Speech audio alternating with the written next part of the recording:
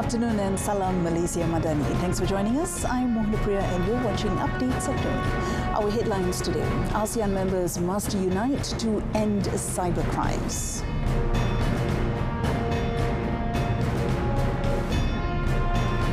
Palestine president urges international community to stop Israeli aggression.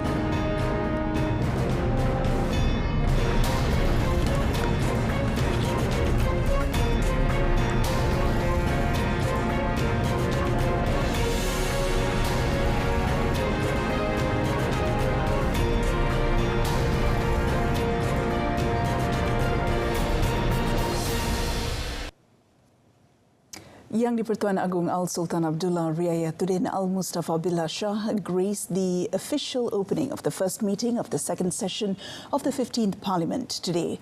Raja Permaisuri Agong Tunku Haja Aziza Aminah Maimunah Iskandaria was also in attendance.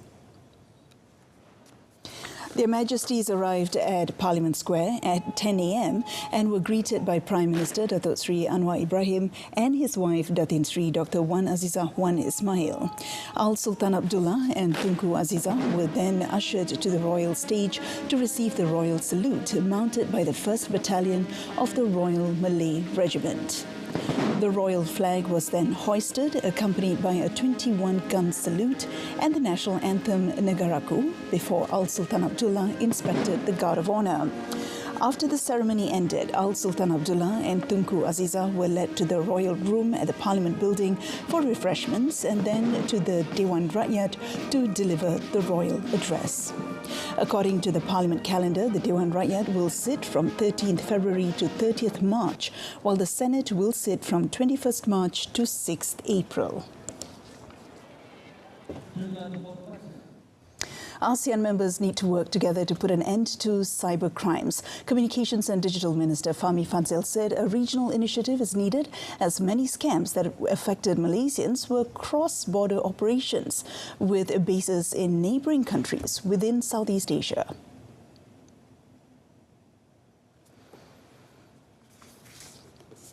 Sesebuah negara itu mungkin digunakan sebagai pengkalan bagi aktiviti scam tersebut. Sekarang kerjasama memang wujud dari peringkat P2P ataupun polis ke polis. Jadi PDRM ya dengan pihak mana-mana negara lain dalam ASEAN contohnya. Tapi dari segi perlu ada satu penyeragaman dalam dua aspek terutamanya. Satu adalah keselamatan data. Kerana contohnya data yang mereka gunakan kalau pengkalan skamer itu di negara A tapi mereka menelefon Malaysia, bermaksud ada sejumlah data dari Malaysia telah dihantar ke negara itu yang menjadi call list mereka. Fahmi, who is also Lembah Pantai MP, disclosed that several ASEAN members like Thailand and the Philippines have expressed their interest to standardize their protocols and regulatory framework. Recently, Fahmi set out the ministry's strategic plan on the matter, which includes strengthening the National Scam Response Centre, NSRC. The minister said he had discussions with representatives from the Finance Ministry, Home Ministry, Police, Bank Negara, and the Malaysian Communications and Multimedia Commission. Meanwhile, Fahmi said the vulnerability identified in the MyJPJ application has been successfully overcome before it was launched last Friday. According to the Minister, the Cybersecurity Malaysia, or CSM, had identified the vulnerability of the application during the process of developing the application. Pihak CSM telah melakukan saringan dan siasatan terhadap aplikasi MyJPJ. Dan awal kita telah kenal pasti satu vulnerability. Dia bukan vulnerability yang terlalu besar, tapi kita telah maklumkan kepada Kementerian Pengangkutan dan perkara itu telah pun diselesaikan. Fahmi was responding to concerns raised by users about the security aspects of personal data involved in the MyJPJ application. Fahmi also said that CSM has been directed to monitor cyber infrastructure used by the government, including applications and websites, to reduce the risk of being hacked. Last Friday, Lok announced that Malaysians no longer have to display their motor vehicle licenses, commonly referred to as road tax, on their private vehicles with immediate effect. Instead, vehicle owners only need to show the digital version on the JPJ app on their phones.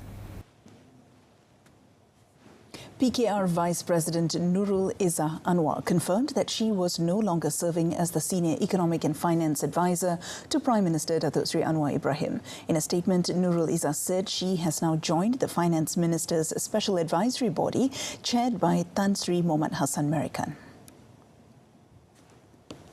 She said Tan Sri Mohamad Hassan has invited her to join the special advisory body to help their efforts in strengthening the economy and the people. Nurul Izzah also expressed a full appreciation for all the support given by the public and the entire public service and government fraternity. Nurul Izzah hoped that the services rendered under the new role will be beneficial to the country. She said Malaysians as a whole expect a brilliant future and solid unity led by the Prime Minister together with the unity government. Therefore, Nurul Izzah urged all Malaysians to contribute in any capacity for the sake of the country.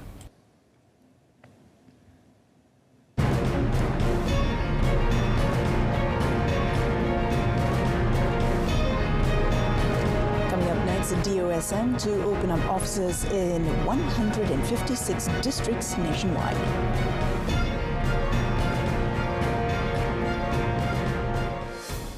Johor has the potential to draw investments of around 10 billion to 15 billion ringgit from several international companies based in Singapore. Menteri Besar Dato' On Hafiz Ghazi is currently on a 3-day official visit to Singapore beginning yesterday, also aimed at further enhancing the good relations between the Republic and Johor. Dato' On Hafiz said this following his meeting with representatives of several international companies, among them AirTrunk, the biggest hyperscale data center company in Asia Pacific and Japan, and Williamson, one of the renowned maritime groups at the global level. In an update on his Facebook, Dato' On Hafiz said his team also met with a few potential investors from other countries. He said besides the thousands of high-income jobs for Bangsa Johor, economic spillovers and developments that will be generated from these investments certainly will bring more prosperity to the people in the state. He added that the state government, with the help of the federal government, is committed to becoming the facilitator in terms of offering utilities and infrastructure up to tax incentives to provide a more investor-friendly environment to industry players. The Department of Statistics Malaysia DOSM will open offices in 156 districts across the country in the near future.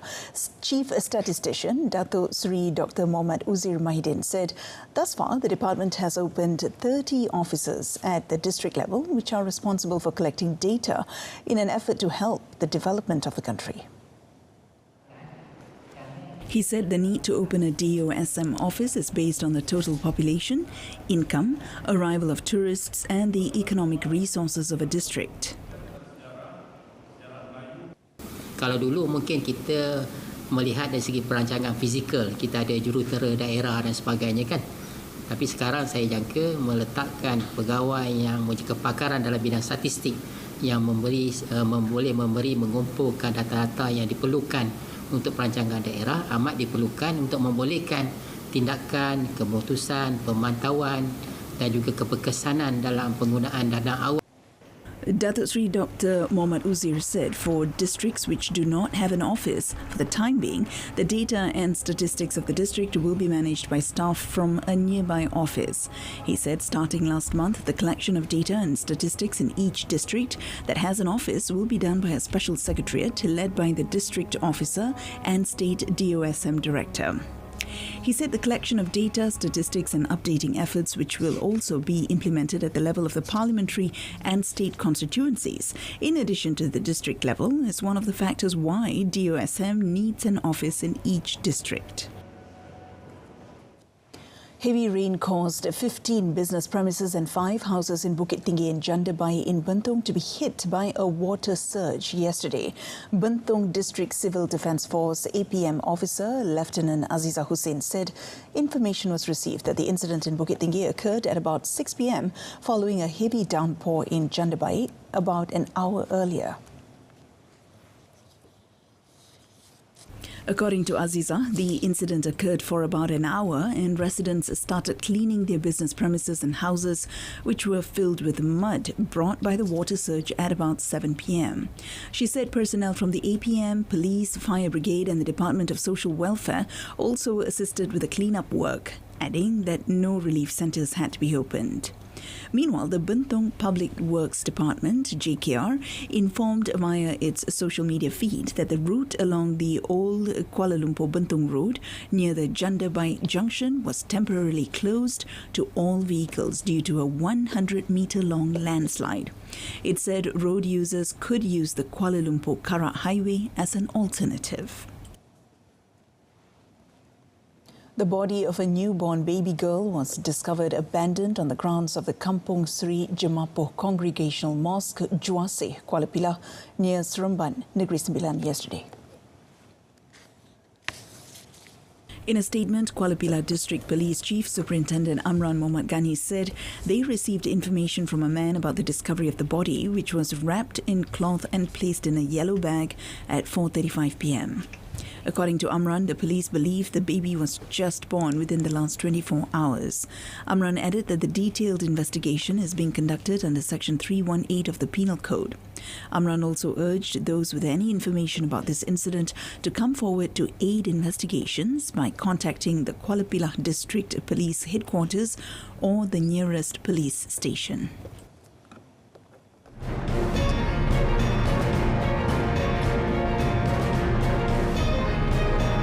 Up in our foreign front, Auckland residents brace for impact from Cyclone Gabrielle.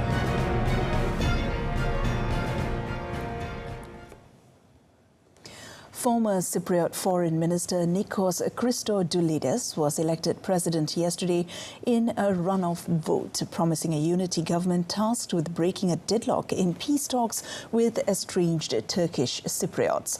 Official results showed Christodoulides taking 51.9% of the vote, compared with runoff rival Andreas Mavroyiannis, who took 48.1%.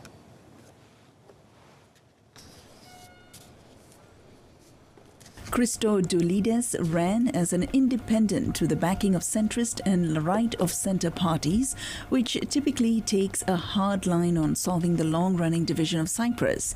He broke ranks with his own party, the right-wing DISY, causing fissures in the dominant Cypriot political grouping. Christodoulides had frequently been in the public eye in the past decade, with the persona of a young, energetic politician offering fresh ideas. The next president faces problems ranging from a deadlock in reunification talks with Turkish Cypriots on the ethnically divided island and labour disputes amid runway inflation. There is also the issue on the fallout from the corruption scandals and a spike in migration that has left authorities coping with thousands of asylum applications. Residents of New Zealand's biggest city were urged yesterday to prepare for the impact of a storm that buffeted Australia's Norfolk Island overnight. The Australian Outposts Emergency Management Authority said Gabrielle, downgraded to a subtropical low-pressure system from a Category 2 cyclone, passed over Norfolk Island, its most destructive winds missing the island. The focus shifts to New Zealand, 1,460 kilometres south, where the nation's weather forecaster warned of the storm's impact. Wind and rain were spreading from the country's north, with a 140 kilometres per hour wind gust reported on the country's North Island on Sunday afternoon, as reported by Met Service. With Gabrielle closing in, Air New Zealand said it was cancelling multiple long-haul international flights, as well as Tasman and Pacific Island flights and domestic services in and out of Auckland. Last month, the largest city, Auckland, was hit by record rainfall that sparked floods and killed 4 people. Auckland Emergency Management said it was working to get 26 emergency shelters up and running in the city in time for the wild weather's arrival. Palestinian President Mahmoud Abbas yesterday accused Israel of having crossed all red lines in the occupied West Bank and East Jerusalem and urged world leaders to put an end to its actions. He said in an Arab League meeting in Cairo that the international community must protect the Palestinian people and put a stop to Israeli aggression. Last year was the deadliest year in the West Bank since the United Nations started tracking casualties in the territory in 2005. The Israeli-Palestinian conflict has seen at least 43 Palestinians killed this year. In a video address, UN Secretary-General Antonio Guterres affirmed the international body's position against unilateral actions, citing illegal settlements in East Jerusalem in particular. US President Joe Biden told Abdullah last week that Washington supports a two-state solution in the Palestinian-Israeli conflict. A two-state solution would mean the dismantling of Israeli settlements in the occupied West Bank, as well as the partition of Jerusalem, which Israel refuses, as it considers the city its undivided capital. The Arab League is itself split on relations with Israel since 2020, when the United Arab Emirates, Bahrain and Morocco normalized ties with the Jewish state under the US-brokered Abraham Accords, years after Egypt and Jordan had forged relations. A Georgian court today rejected an appeal to release former President Mikhail Saakashvili from prison on health grounds, a decision the ex-leader said was akin to a death sentence. Saakashvili, who led the former Soviet Republic as a pro-Western reformer from 2004 to 2013, is serving a 6-year sentence for abuse of power, a charge he and his supporters say was politically motivated. In a statement shared by Saakashvili's team, the ex-leader said the court hearing was a joke staged by his political opponents to deny him adequate health care. Saakashvili has staged multiple hunger strikes while in prison and alleges that he had been poisoned. His health has drastically deteriorated since October 2021. Georgian officials say the ex-president is simulating the seriousness of his condition in order to gain early release, and that they had provided adequate health care in a clinic in Tbilisi where he had been held for months. He was originally tried and sentenced in absentia for abuse of power on cases related to presidential pardons issued while he was in office and for allegedly ordering the beating of a political opponent. He has denied the charges and says the cases are politically motivated. Hundreds of thousands of supporters of public health protested in Madrid yesterday over what they say is the destruction of the public health system by the conservative regional government. The Madrid government has been the target of criticism in recent years, especially since the COVID-19 pandemic started in 2020, over poor staffing in hospitals and primary healthcare centres. Protesters say it is dismantling public health services and favouring private health providers. Demonstrators filled the Plaza Cibeles area in the city centre, chanting and waving flags. Regional governments in Spain are responsible for a large part of the health budget as part of the country's devolved political system. A regional government spokesman put the number of people who marched through the streets of central Madrid at 250,000, while organisers put it at closer to 1 million. Madrid head of government Isabel Díaz Ayuso denies the accusation that her administration is dismantling public health services in favour of the private sector.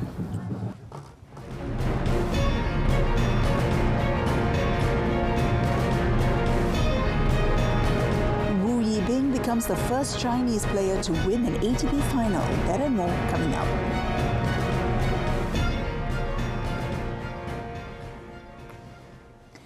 Mooney VR46 racing team rider Luca Marini blazed the Sepang International Circuit track to come out tops on the final day of the 2023 MotoGP Winter Test yesterday. The 25-year-old Italian rider clocked 1 minute 57.889 seconds on the 47th lap before finishing 54 laps.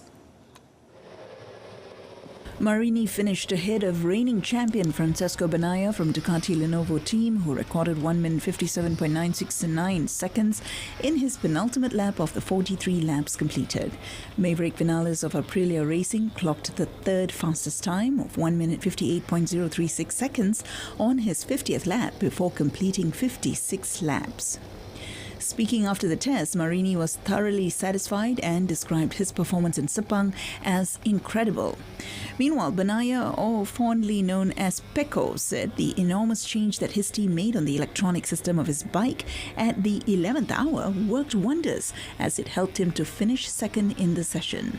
All riders and teams will head to the two-day test at Autodromo Internacional do Algarve, Portimao, Portugal, on the 1st and 12th March, with the season opener set to take place in the same circuit 2 weeks later on 24th to 26th March. Sabah FC warmed up for the new Malaysian Super League season in convincing manner by defeating Geylang International FC 6-0 at the Likas Stadium. Sabah FC will kick-start the new league campaign against PDRM FC at the Likas Stadium on 25th February. Sabah FC head coach Dato' Ong Kim Swee was pleased with the huge win, but he was quick to point out that result was of secondary importance at this moment. Yang penting bukan keputusan ya. Apa yang saya ingin lihat adalah kombinasi serta keserasian di antara pemain, terutama dengan apa corak permainan yang kita inginkan. Walaupun ada improvement daripada apa yang kita lihat di Thailand, tetapi kita masih lagi jauh di mana kita ada 2 lagi perlawanan sebelum bermulanya liga nanti. The Rhinos took a 2-goal lead in the first half courtesy of a Gabriel Perez-headed effort and Daniel Tink's sharp finish inside the box. Sabah FC added more goals in the second period, with Darren Locke converting a penalty kick before Sadil Ramdhani darted into the box and slotted home. Mohammad Amri Yahya then took over the limelight with 2 brilliantly, if not expertly, taken goals late on to cap a productive night for the Rhinos. The Terengganu ladies hockey team, TLHT, opened their Malaysia Hockey League campaign in style by whipping Mutiara Impian 4-0 at the Kuala Terengganu City Council Stadium yesterday. TLHT dominated the proceedings right from the start and continued to hold the upper hand throughout the 60 minutes of play. In the first quarter, TLHT were awarded 5 penalty corners but failed to convert any. However, in the 22nd minute, TLHT, spearheaded by a number of national players, opened their accounts through Fazila Sylvester Silin and made it 2-0 just 2 minutes later through Nur Atira Muhammad Ismail. Trailing 2-0, the side from Pulau Pinang tried to force its way into the match, but TLHD continued to mount attack after attack, and in the 39th minute, Fazila once again hit the target, converting a penalty corner attempt. Despite leading 3-0, TLHD did not slow down the pace, and in the 47th minute, Nur Shafika Mohammad Zain piled on the misery for Mutiara Impian with a 4th goal from yet another penalty corner. Wu Yibing edged out local veteran Isner 6-7-7-6-7-6 at the final of the Dallas Open yesterday and became the first Chinese player to reach and win an ATP final.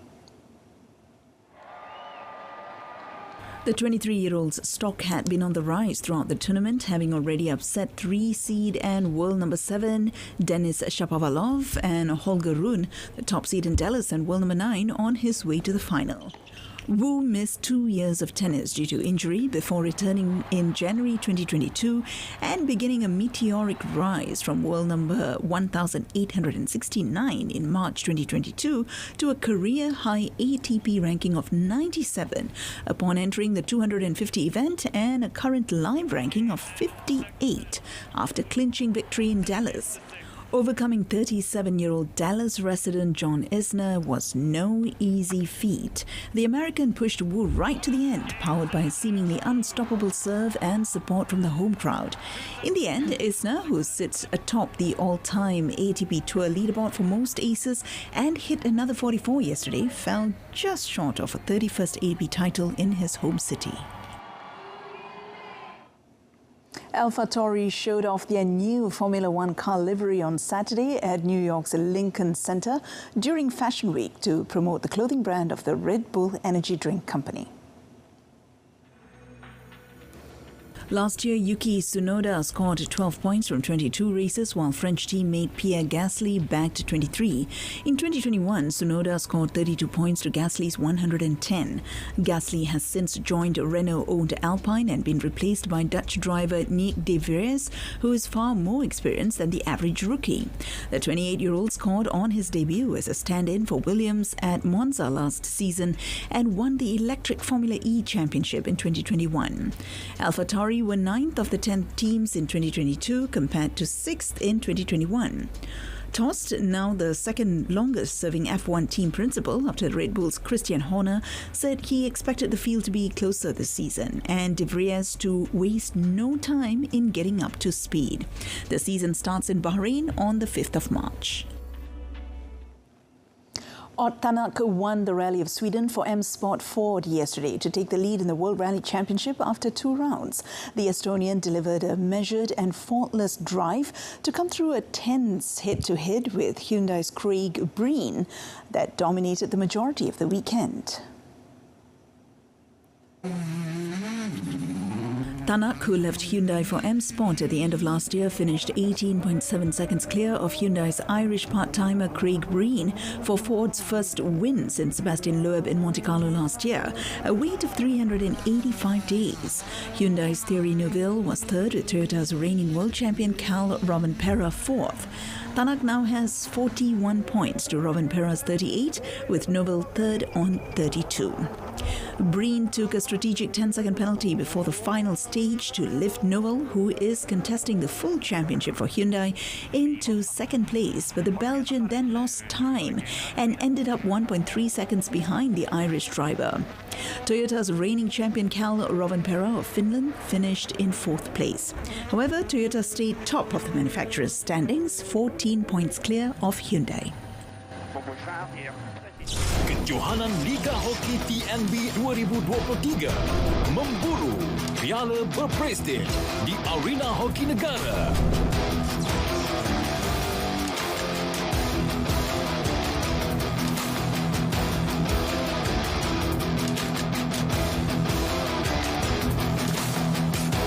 Kejohanan Liga Hoki TNB 2023 eksklusif hanya di RTM. And that concludes today's edition of Updates at Noon. In our top story today, ASEAN members must unite to end cybercrimes. Do you tune in to News at 10 coming up later tonight on saluran Berita RTM? You can also stream it via RTM's mobile click app. I'm Mona Priya. Thank you for your company.